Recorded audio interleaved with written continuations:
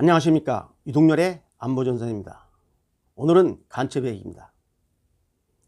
지금 간첩 김동식의 대남 정치 공작에 대해서 좀 시리즈로 말씀을 드리고 있습니다. 오늘 완결편입니다. 오늘은 2차 침투, 김동식이가 1995년에 2차 침투를 해서 2개월 동안 암행하면서 소위 거무될 때까지 소위 장했던 이런 그 정치 공작 실상을 소개를 해드리겠습니다. 여러분, 지난 후에 말씀을 드렸지만은 1990년 1차 침투를 해서 5개월 동안 국내에 머물면서 성공적으로 정치 공작을 수행하고 북한으로 복귀를 했습니다. 이 복귀를 해서 북한 당국으로부터 공화국 영웅증과 국기훈장 1급을 받았습니다. 자, 그래서 다시 5년 동안 재교육을 통해서 1995년에 2차 침투를 하게 됩니다. 1995년 8월 29일 날 오후 2시에 남포 해상 연락소를 출발합니다. 간첩선을 타고 출발해서, 물론 이 간첩선은 어선으로, 일반 어선으로 유장을 해놨죠. 그러나 그 일반 어선과는 달리 그 안에 고성능 엔진이 2개나 있습니다. 하나는 잘못됐을 때 최대 시속이 40km를 돌 수 있는, 40km를 돌 수 있는 그러한 고성능 그 간첩선입니다. 여기에는 이제 간첩선의 자선 반잠수정도 싣고 있습니다. 그래서 중국에 있는 산동반도로 갑니다. 산동반도에 가서 거기서 이미 대기하고 있던 공작선으로부터 소위 유류, 기름이죠. 기름부터 시작해서 생필품, 각종 공작 관련 장비를 식수라든지 보호증을 받아가지고 산동반도에서 쭉 공해상을 타서 밑으로 내려옵니다. 공해상으로 쭉 내려와서 제주 해상 그 공해상 이 옆에 지도를 보시기 바랍니다. 내려와서 제주 해상에서 이 공해상에서 일단 이 간첩 모선이 정막을 하고, 거기서 자선인 반잠수정을 타고 거기에 안내조 2명하고 그 다음에 직접 침투하는 이 김동식 일당, 김동식과 박광남 이 2명의 공작원이 나타났어요. 그래서 이제 제주 영해로 이제 들어갑니다. 공해상에서 반잠수정을 타고. 그래서 서귀포 해안 400m 전방에서 반잠수정에서 내려가지고 안내조의 도움을 받아서 400여 미터를 수영으로 헤엄을 쳐서 제주 해안으로 가서 바로 이제 그 서귀포 쪽으로 침투를 합니다. 침투를 하고 이제 안내조 2명한테 안착부호를 갖다가, 안착부호, 지난 시간에 말씀드렸죠. 이 안착부호를 갖다 알려주면서 바로 이제 뒤로 빠진 겁니다. 그래서 국내에 침투해서 서귀포에서 제주에 가서, 제주에서 소위 그 데모크라시아로 하는 그 배를 타고 목포로 와서, 목포에서 이제 서대전으로 갑니다. 서대전에서 또 익히고, 그 다음에 양양수산역에 가서 1차 침투 때 그 드보크에다가 매몰시킨, 드보크는 뭐냐면 그 무인함입니다. 이 드보크를 찾아서 거기에 매설된 장비를 갖다가 찾아서 다른 곳에 옮겼죠. 그리고 이제 서울로 옵니다. 그래서 서울로 와서 하는데, 이때 그 김동식이가 이제 조장으로 왔습니다. 1차 침투 때는 조원으로 왔지만 이 김동식이가 조장이고 조원은 박광남입니다. 이 박광남 2명이 이제 하는데, 재밌는 게 있어요. 이 둘은 주민등록을 각자 2개씩 갖고 왔습니다. 한 사람당. 그래서 이 김동식이는 박광성하고 이상호이라는 주민등록증을 가졌는데, 실제 우리 내부에 존재하는 사람입니다. 실제 존재하는 이 주민등록 정보를 알아가지고 북한에서 정교하게 주민등록증을 유지했어요. 과거 간첩들은 국내에서 습득한 주민등록증에다가 사진만 오래 붙여갖고 딱 붙여놨는데, 이번 이 김동식 같은 경우에는 각자 2개씩 4개의 주민등록증을 가져왔는데 다 북한에서 만든 겁니다. 똑같이 정교하게 인쇄를 해서 나왔어요. 그 다음에 박광남이는 박광남 장병철이라는 이러한 국내에 거주하는 신분을 도용한 거죠. 주민등록증을 갖고 내려왔습니다. 내려왔어요. 여기 좀 옆에 사진 자료를 좀 보시기 바랍니다. 그래서 이제 국내에 안착을 해서 이제 활동을 하는데 북한에서 내려올 때 세 가지 임무를 받았습니다. 첫째는 뭐냐면 15년 동안 1980년에 난파돼서 15년 동안 암약하고 있는 그 간첩을 접선해서 대동 월북시키라고 그랬어요. 대동 복귀시키는 거죠. 만약에 이 고정 간첩이 만약에 선이 샜다, 쉽게 말하면 변절을 해서 전향했거나 또는 그 배신의 징후가 보이면 죽여라, 파괴시키라고 그랬습니다. 현장에서. 그러한 인물을 두고 내려갔죠. 이 첫 번째입니다. 두 번째는 뭐냐면 이 첫 번째 15년 동안 암약한 간첩의 그 대후가 봉화선 1호입니다. 이 봉화선 1호한테 포섭당한 고봉산이라는 대우를 가진 간첩을 접선해서 이 고봉산이가 당시 야당 정치인, 고위 정치인과 아주 밀접한 관계입니다. 그래서 이 고봉산을 통해서 유력한 정치인을 갖다가 만나고 포섭을 하고 비상연락선을 확보하라고 그랬어요. 그 다음에 세 번째가 바로 이제 요새 말하는 386이죠. 386 운동권. 예. 지도자들을 갖다 포섭해가지고 이제 지하당을 구축하라. 이 세 가지 소위 지령을 받고 내려온 겁니다. 근데 세 번째 이제 집중 공작한 게 뭐냐? 그 당시 1980년대 이른바 386 운동권 소위 그 지도자들을 갖다 포섭하라. 그래서 북한에서 내려올 때 10명을 갖다가 포섭 대상 10명의 명단을 가지고 왔습니다. 어떻게 명단을 작성했느냐? 그 당시 국내에 있는 말지나 길지 운동권 상의 잡지를 보고 거기에 북한의 우호적인 기사를 쓰고 하는 인물들을 지속적으로 성향 분석을 해가지고 북한 대남공작 지도부에서 누구누구를 포섭하라고 내보는 겁니다. 그리고 일부 그 포섭 대상자의 일부는 이미 북한하고 맥이 닿았다는 말도 했어요. 자, 그런데 요새 김정수 씨가 사안이 이제 심각하니까 일체 그 말을 하고 있지 않습니다. 뭐 이해는 합니다. 자, 그러면 제가 지금부터 그 10명 북한에서 포섭하라고 쉽게 말하면 그 지령받고 내려온 7명을 접선했습니다. 7명을 접선했는데 이 접선자들에 대해서 그분이 어떤 식으로 반응을 했는지 한번 말씀드리겠습니다. 제일 먼저 만난 사람이 허인혜 씨입니다. 허인혜 씨. 이 허인혜는 그 고려대학교 삼민특 위원장 출신의 운동권, 나름대로 운동권의 거물급이죠. 그래서 허인혜 씨를 만납니다. 당시 허인혜 씨는 그 전자상가에서 그 전자 대리점을 하고 있었습니다. 그래서 수동에서 허인혜 씨 전화를 알아가지고 만났습니다. 허인혜 씨를 2번 만났어요. 1차로 만나서 자기가 북에서 왔다는 것을 당당히 밝혔습니다. 밝혔더니 허인혜 씨가 하는 얘기가 2가지를 물어봤죠. 2가지를.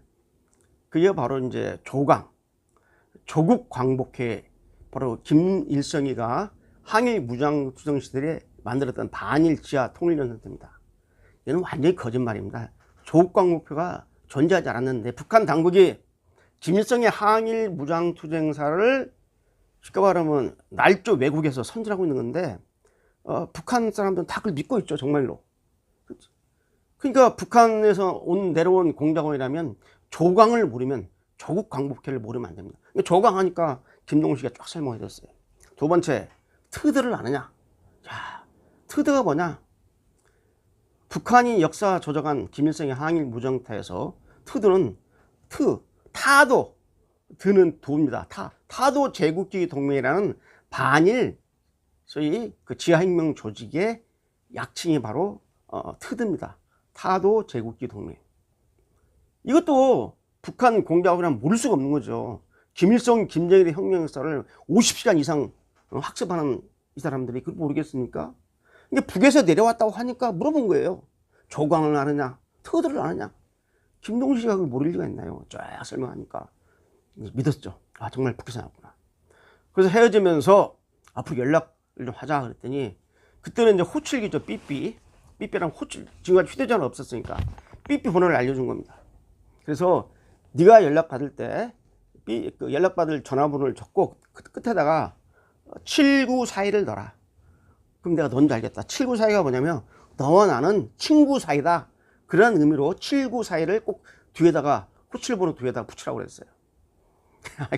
이거 허인혜 씨입니다. 그래가지고 이제 2차 만남을 하죠. 2차 만남을 해서 794일을 해서 만났어요. 그래서 허인혜 씨를 포섭하려고 했는데 허인혜 씨가 이제 충분히 거기에는 동감하면서 북한과 같이 힘을 합쳐서 조국 통일을 하자는 이 대목에서는 웬일인지 난색을 표명했습니다. 난색을 표명해서 결국은 허인혜 씨를 완전히 포섭하는데 실패했죠.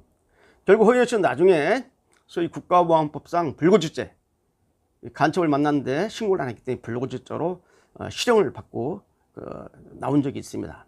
허인혜 씨의 반응입니다. 자, 두 번째에 누구를 만났느냐? 두 번째 만나는 사람이 바로 누구냐?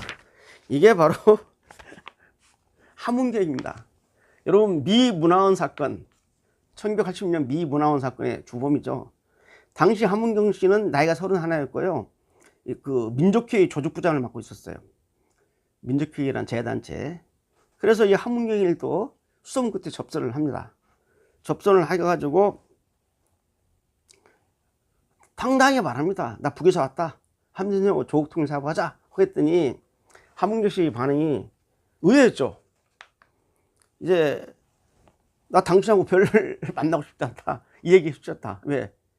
지금 좀 이따 얘기하겠지만 이 김동식을 만난 그 당시 운동권 인사들은 진짜 김동식이가 북한에서 내려온 간첩이라고 믿었으면 이러한 반응을 안 보이는데 다들 어떤 반응이었냐면 김동식이가 북한 간첩이 아니라 당시 안기부라든지 또는 경찰이라든지 또는 보안사 같은 대공시가 수사기관에서 자기를 떠보려고 북에서 왔다고 했을 때 어떻게 나오냐를 봐가지고 또 올가미를 씌우지 않을까라는 그 걱정 때문에 다들 극렬하게 반대를 했던 거죠. 그래서 이 함흥경 씨하고 이제 계속 시자를 붙인 이유는 그래도 대한민국 국민이기 때문에 붙이는 겁니다. 그래서 실패로 돌아갔습니다. 그 다음에 이제 세 번째 만난 게 지금 이번에 통일부 장관이 된 바로 이인영 씨입니다. 당시 이인영 씨가 31살이었어요. 1995년에. 그때 전대협 동회 회장을 맡고 있었습니다. 전대협 역대 회장단들이 모인 그 단체가 전대협 동회인데 이 전대협 동회 회장을 맡고 있는 이인영을 만났죠. 이인영을 만나가지고 또 똑같은 방식으로 북한에서 왔다고 밝히면서 우리 이선영과 같이 통일 사업을 하자고 했는데 막 격하게 얘기를 했어요. 그래서 당신 도대체 정신병자냐? 당신 보안사냐? 안기부냐? 경찰이냐? 나를 왜 이렇게 떠보려고 하느냐 하면서 화를 내고 이제 자리를 떠가지고 이인영 씨도 포섭에 실패를 했습니다. 일단 만났죠. 자, 그 다음에 만난 게 뭐냐? 바로 우상호입니다. 우상호. 그때 나이가 33세고 청년 정보문화센터 소장이었어요. 지금 현재 국회의원 하고 있죠. 우상호. 우상호를 만났습니다. 우상호를 만났는데 통일 방안에 대해서 같이 논의를 하자고 만났는데 이 포섭을 기대했으나 또 반대를 했어요. 자, 이 네 명은 말이죠. 재밌는 게 뭐냐면 신고를 안 했습니다. 정상적인 대한민국 국민이라면은 자기가 북한에서 내려온 사업이라는 것을 밝혔을 때 그 사람과 통일 사업을 쉽게 말하면 같은 지하당 공작을 같이 하기 싫다라고 거절했으면 바로 관계 단계에 신고를 해야 되는데 신고를 안 했어요. 이분들은. 왜 신고를 안 했을까요? 제가 생각한 바가 있지만은 그것은 제 생각이기 때문에 제가 말을 않겠습니다. 여러분도 여러 가지 생각으로 추측을 할 수 있을 것 같아요. 왜 신고를 안 했는지. 자, 다섯 번째 만난 사람이 누구냐? 바로 광주에 내려갔습니다. 정동련, 광주 전남 연합 의장입니다. 당시 나이는 이 사람도 나이가 많습니다. 52세였어요. 그래서 이 정동련 씨를 만나가지고 나 조선노동당 당원이다. 북에서 왔다. 같이 일을 하자. 이 선생님의 민주화운동 업적을 높이 평가한다. 그랬더니 반응이 뭐냐? 너 정신이 없냐? 너 수사기관에 너 뿌락치 아니냐? 나를 어떻게 보고 나한테 그딴 장난을 하느냐? 하면서 거절을 했죠. 거절을 했어요. 또 이제 포섭에 실패한 겁니다. 그런데 정동련 씨는 바로 신고를 하지 않고 하루 동안 기다리다가 그 다음날 당국에 신고를 했습니다. 자, 재미난 일이 또 벌어집니다. 자, 그 다음에 한강우. 이분은 그때 당시 나이가 37세입니다. 전 민중당 광주 동구위원장이었어요. 광주, 전라남도 광주. 9월 25일 날 만났습니다. 김동식이가. 만나서 똑같은 방식인데, 이때 황강우 씨는 주사파가 아니에요. PD 결이었습니다. 정확히 말하면. 막스 레닌 결이었는데, 이제 북에서 왔다 오면서 똑같은 방식으로 포섭을 기도하자, 나는 주체사상과 10년 동안 싸운 사람이다. 그건 맞는 얘기입니다. 이 사람은 주체사상하고 다른 막스 레닌 결, PD 결이었거든요. 하면서 나 당신 볼 일 없다 라고 하고, 이분도 그 다음날 신고를 했어요. 9월 26일 날. 그 다음에 고은 씨입니다. 고은, 시인 고은 아시죠? 나이가 62세입니다. 유명한 사람이죠. 바로 이 고은이라는 사람이 북한에서 말하는 고봉산입니다. 고봉산. 대우가 고봉산. 이게 이제 소위 그 봉화산 1호가 포섭했다는 사람이 이 고은인데, 대우를 고봉산을 했는데 포섭이 안 된 모양입니다. 그래서 가서 이제 이 일을 했죠. 그랬더니 전혀 그 봉화산 1호죠. 이 자원 스님의 존재를 모르는 거예요. 그동안 북한에서 보고받은 내용을 가지고 확인하는데 영 아니야. 그래서 선생님을 도와주라는 당의 명령을 받고 왔다라고 이제 하자, 당신들 도움받을 이유 없으니 빨리 가라 하고 만나지 않았어요. 그리고 나서 그 다음날 10월 1일 날 당국에 신고를 했습니다. 신고를 했죠. 여기는 이런 식으로 이제 했고요. 여기서 재미난 특징이 하나 있습니다. 자, 직접 와서 북한에서 포섭 대상자 명단을 가지고 내려와서 만난 사람들 중에 바로 4명은 신고를 하지 않았습니다. 나머지는 신고를 했죠. 자, 그런데 벌써 이런 일이 있고 나서 시차가 있기 때문에 이 운동권 사이에서는 교감이 있었다고 생각이 됩니다. 북에서 왔다는 놈이 갑자기 날 만나자고 하는데 너한테는 소식이 있었느냐 없었느냐 하는 교감이 있었어요. 그래서 자기들끼리는, 제 이게 판단인데, 자기들끼리는 이거 아무래도 우리를 떠보려고 하는 우리 측 그 대공수사기관에 아무래도 장난일 같다. 잘못하면 말려든다. 응하지 말고, 그 다음에 나중에 들은 사람들은 신고를 해야 된다. 왜냐면 간첩이라고 내려왔는데 신고를 안 하면 안 되기 때문에 신고를 한 거죠. 자, 그래서 이분들의 그 행적이 이제 우리가 이제 일단 다 포섭을 다 거절했기 때문에 문제를 삼을 수 없지만은, 북한에서 그 많은 대한민국 국민 중에 특정인을 거론해 가지고 포섭 대상자로 봤다는 것은 그분들의 신원 사항을 다 파악해서 그분들의 정치 성향이라든지 그분이 평소에 활동 사항이라든지 쓴 글 등을 봐서 북한이 우호적이고 이런 사람들은 조국 해방전선에 활용을 해야 된다. 그런 의미에서 접선을 했던 겁니다. 그래서 본인이 원했든 원하지 않았든 또 본인의 의도와 관계없이 북한이 그 당사자들을 포섭 대상자로 지목했다는 것은 이 멀쩡한 유동률을 갖다 북한이 포섭할 생각을 하겠습니까? 아니죠. 다 북한이 우호적이고 그동안의 한 전대 활동이라든지 386 활동들에 대한 분석 작업이 있었기 때문에 북한이 포섭 기도를 한 건데, 여기서는 두 가지입니다. 하나의 가능성은 이미 북한과 연계가 됐다고 한다면은 바로 북한 상층으로부터 아무 연락이 없는데 갑자기 어느 날 갑자기 북에서 왔다 오면서 접선을 협력을 요구하니까 경계가 될 거 아닙니까?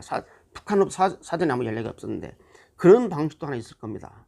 특히 당시 그 전국연합의 사무처장이었던 그 박충렬 씨 같은 경우도 지금 나중에 이제 국가보안법 구성이 됐지만 어떤 형태로든지 여기에서 자유로울 수는 없는 겁니다. 그래서 특히 여기서 제가 특정인을 제가 거론하지 않겠지만은 이 김태년 씨라든지 박충렬 씨 이런 사람들에 대해서는 초기 김동식 씨가 증언하기에 무전기를 교체해 주려고 신형 무전기로 교체해 주려고 했던 그런 진술을 받았으나 나중에 다 그 재판 과정에서는 이걸 입증할 길이 없어가지고 무죄를 선고받은 적이 있으나 소위 이제 국가보안법 위반 혐의로 구속을 다 받은 일이 있다는 것을 밝혀드립니다. 자, 그러면 이제 이 사람들끼리 가지고 오늘 아주 결론을 냅시다. 자, 장비를 보면 재밌습니다.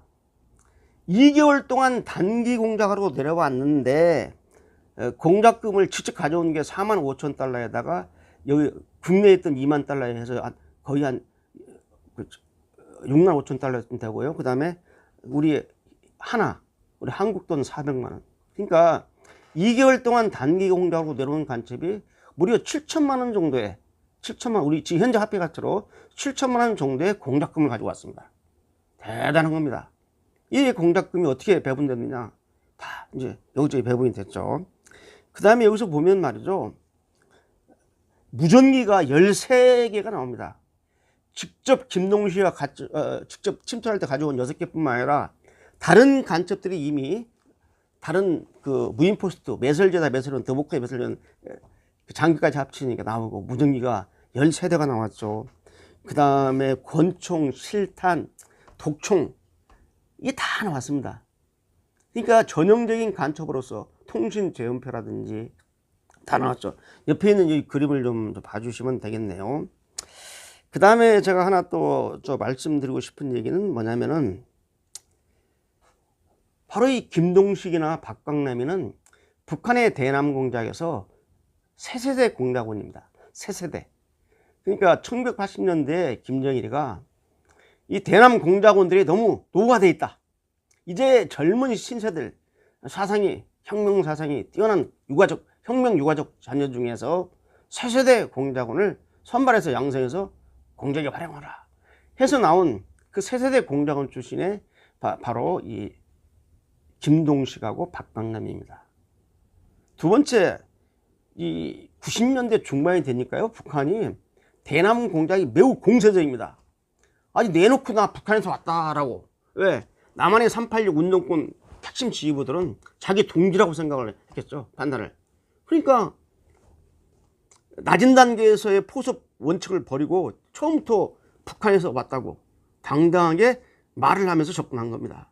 이것만 봐도 북한의 대남 공작이 얼마나 공세적이다, 우리가 볼 때는 무모한지를 알 수 있는데, 이 저변에는 국내 운동권 상층부에 대한 자신감, 우리가 동지다, 동지적 연대가 있다는 자신감 때문에 북한이 이러한 대남 공작을 보여준 것 같습니다. 그 다음 세 번째, 아까도 말씀드렸지만 386 운동권 중에 신고를 안 하는 사람들, 이 안 하는 사람들은 과연 어떠한 생각에서 그랬을까요? 이걸 좀 우리가 한번 되새겨 봅시다. 그런데 그 당시에 북한이 포섭 대상자로 지목하고 또 직접 관측 김동식이 만난 사람들이 2020년 현재의 장관도 계시고 국회의원도 계시고 각계각층에서 떵떵거리면서 사는 이런 형국이 되어서 이걸 어떻게 설명을 해야 되느냐. 북한이 뿌린 혁명의 씨앗이 발아한 거 아니냐 라는 그런 분석도 본인들의 의사에 관계없이 북한이 포섭하려고 시도했다는 자체에서 우리는 의미를 좀 찾아야 할 것 같습니다. 그래서 이 김동식의 대남 정치 공작은 대단하다. 또 제가 여기서 보안상 말씀을 드릴 수 없는 내용도 있습니다.